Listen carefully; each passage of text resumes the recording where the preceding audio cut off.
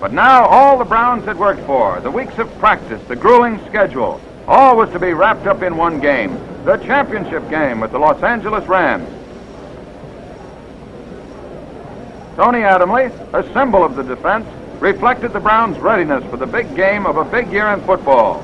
The defensive team, who had figured so prominently in the Browns' success, were introduced, and their alignment as an offensive weapon was to be a harbinger of things to come.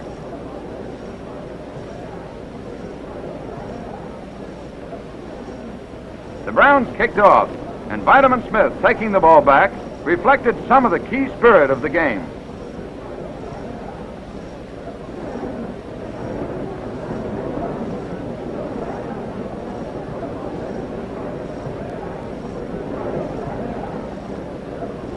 Quarterback Bob Waterfield on the first play from scrimmage on a very slippery field hoisted a pass to Glenn Davis, the Army All-American. Davis outraced the Browns to ring up a score in the first 25 seconds, and certainly the ease with which the Rams had scored caused more than just a few of the fans to wonder what the final scoreboard would read. 7-0 was dark enough for the Browns, even in the first quarter. But Otto Graham proved that he was not taking a back seat to Waterfield. Otto fired a perfect pass to Dub Jones in the end zone. The Dubber gathered it in, and the Browns rooters really cut loose with the acclaim that such a performance merited. The scoreboard showing 7-7 was anticlimactic. The Rams came back.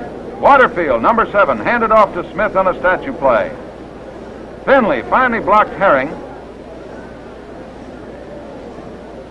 and only Tommy James could stop the Rams' bid for a touchdown. But the Rams had a first down and the Browns 3. Fullback Dick Horner, displaying the driving force that won him acclaim as a great fullback, dug his way into the end zone to put the Rams right back into the lead.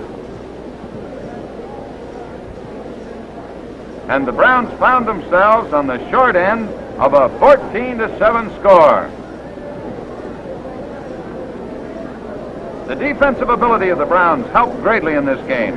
Gillum put his heart and soul into this punt, and Bill Willis, taking 2 men with him, buttoned up a perfect defensive maneuver.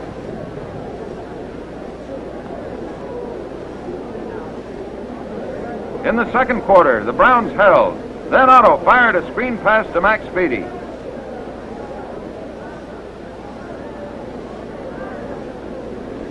Groza threw a block, and Speedy moved to the Rams' 26-yard line. Again, the fans began to chant for the Browns to score.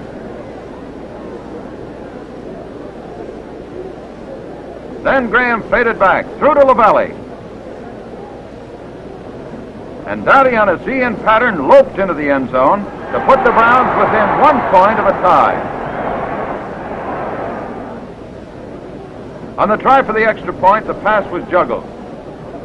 Quick-thinking Tommy James ran to his right, fired a pass intended for Adamle. Tony's fingers, numb with the cold, just couldn't hang on, and the Browns trailed by 1 point, a point that could determine the championship.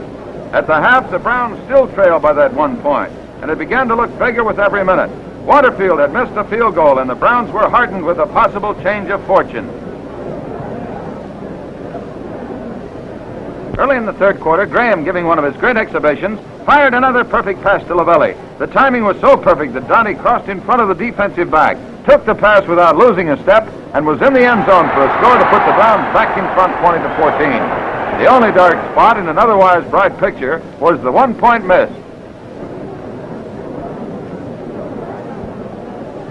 But the Rams bounced right back. Fullback Dick Horner pulled over from the Browns' 1-yard line, and the Rams were back in the lead 21-20. And the 1 point loomed as an even bigger obstacle to the Browns in their bid for the title. In the third quarter, on the first play after the kickoff, adversity struck a blow that would have ended the game for a weaker team.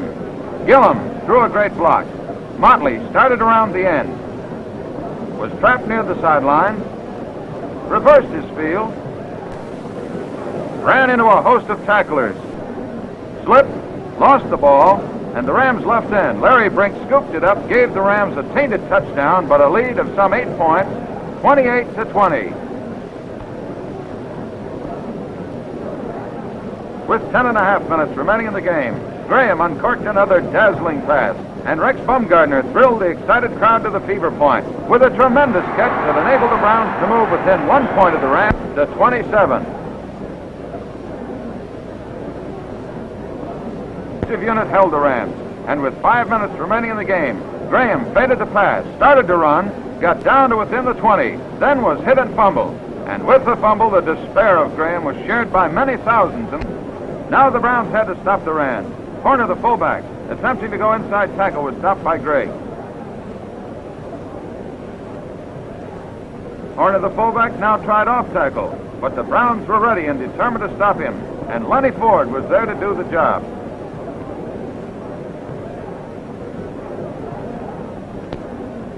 Glenn Davis, the fleet halfback, cut off left tackle in a desperate bid for a first down. And the Browns, in an even more desperate effort, stopped him 4 yards short of a first down, making it 4th and 4.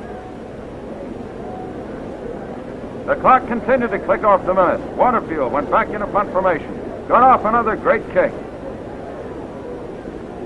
Cliff Lewis returned to the Browns 31 before being bounced out of bounds. But the hopes of the Browns were still alive. They had the football and some minutes still on the clock.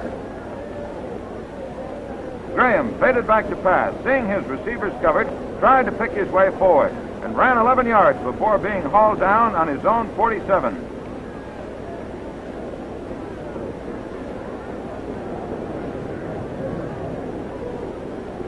Graham again took to the air, and fighting the clock passed to Rex Bumgardner on the 40. Rex stepped out of bounds, stopping the clock and giving the Browns a chance. 1 minute, 25 seconds remained in the game. Graham passed again, this time intended for Bumgardner. Namitz of the Rams knocked the ball down and came close to intercepting. The pass was incomplete, of course, but the Browns' hopes were still alive. Graham still went to the air, lofted another aerial. Dub Jones was there to get it, and the Browns had the ball on the Rams' 22 with 55 seconds remaining in the game.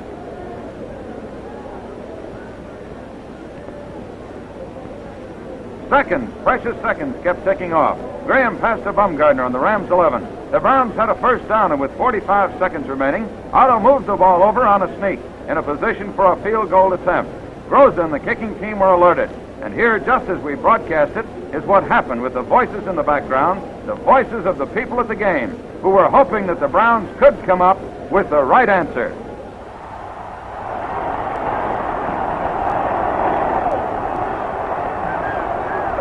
Groza will attempt a field goal. It'll be 15 yards. He puts the ball. It's up in the air. It's gone! It's gone! It's gone!